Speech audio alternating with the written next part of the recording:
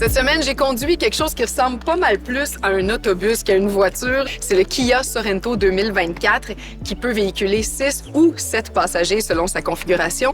Vous allez voir que je m'y suis pas mal attachée.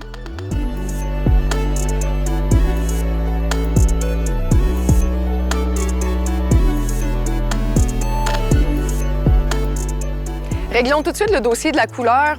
Ça, ils appellent ça bronze.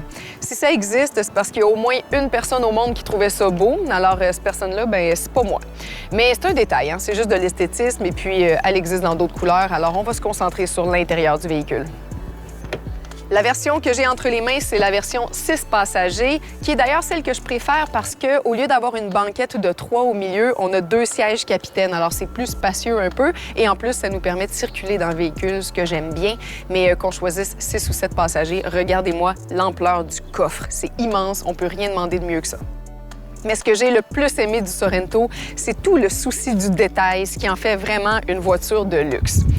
Quand j'ouvre la porte, le siège s'ajuste automatiquement pour me faciliter l'entrée. Le toit panoramique à commande électrique est juste fantastique. On a une chaîne audio de luxe de marque Bose et ça sonne. Le rangement de ce véhicule-là est tout simplement irréprochable. C'est immense et la console centrale, elle est vraiment maximisée. Même pour les passagers en arrière, tout a été bien pensé. On a des pare-soleils intégrés aux fenêtres. Ça, quand tu as des enfants, c'est un gros plus. Il y a même des porte-gobelets dans les portes des passagers. Ça, c'est un petit détail qu'on a bien apprécié. Il faut opter pour les versions X-Line et supérieures pour avoir droit à toutes ces petites commodités-là que je viens de vous énumérer. Mais franchement, je vous invite à le faire parce que c'est ce qui rend la conduite du véhicule vraiment agréable. La technologie du véhicule est vraiment à jour et il y a 2 éléments que j'ai particulièrement appréciés. Le premier, c'est qu'on a une clé intelligente, mais on a même une clé numérique. Alors, si on a l'application Kia, on a accès à notre véhicule juste en ayant notre téléphone sur nous. On peut même donner accès à notre véhicule à distance à quelqu'un d'autre.